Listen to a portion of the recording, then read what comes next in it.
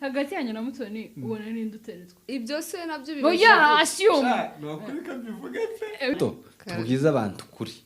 ijambo mfite undi ku bakobwa risobanuye iki gatareka nibarize Danilo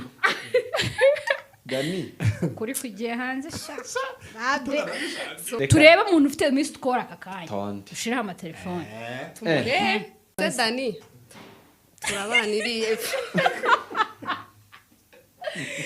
umuntu yobaha abana kantaki abe niki saje niki fata rembo naye akagenda kayireka umutima uratera ubutitsi umutsima wo ntukicika n'umuntu umutima umeze nk'umurima utipurwa n'ibimasa bihinga ngo amarira aratemba ku maso amaranga mutima yo yarakamye